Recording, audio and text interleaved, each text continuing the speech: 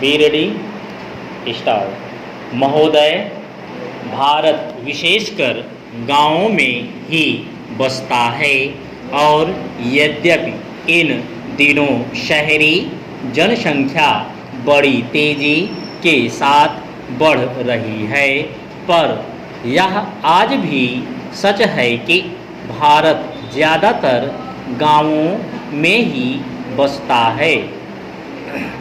गांवों और गांव वालों की उन्नति के लिए जो कुछ भी किया जाए उसका केवल स्वागत ही नहीं होना चाहिए, बल्कि उसको प्रोत्साहन देने के लिए सरकार और लोगों को प्रत्येक संभव प्रयत्न करना चाहिए।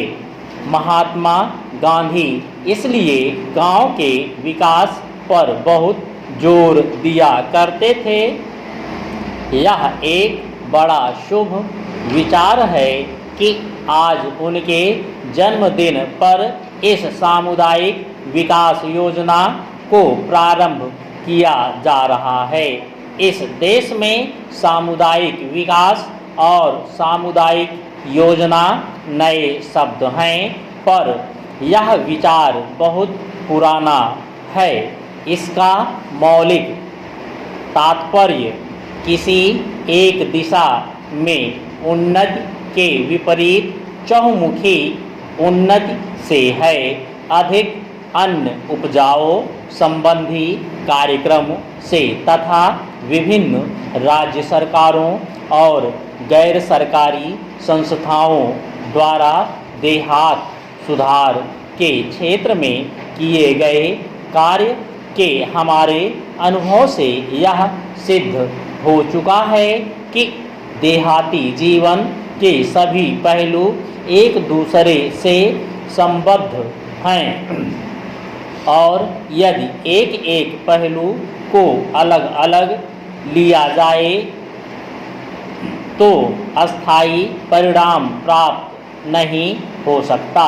इसका यह अभिप्राय नहीं कि विशिष्ट समस्याओं को महत्व न दिया जाए, परंतु उनसे संबंधित आयोजन किसी विस्तृत योजना के ही अंग होने चाहिए और वे समस्याएं उस योजना के अंतर्गत आ जाएं। इस काम में सफलता तभी मिल सकती है जब सरकारी व्यवस्था, गैर सरकारी नेतृत्व और जनता के उत्साह में परस्पर सहयोग हो। खेती,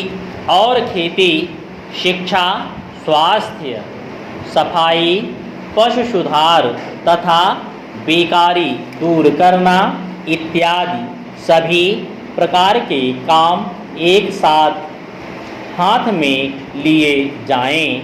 महात्मा गांधी की प्रेरणा से उनके अनुयायियों ने देश के अनेक भागों में इस प्रकार के काम बहुत निस्वार्थ भाव से किए हैं और दूसरी संस्थाओं तथा व्यक्तियों ने भी इस दिशा में बहुत कुछ किया है, लेकिन पर्याप्त धन और यथेष्ट मात्रा में विशिष्ट काम करने वाले न मिलने के कारण उनका विस्तार न तो उतनी दूर तक हुआ और न उतनी तेजी के साथ हुआ जितना हम चाहते थे।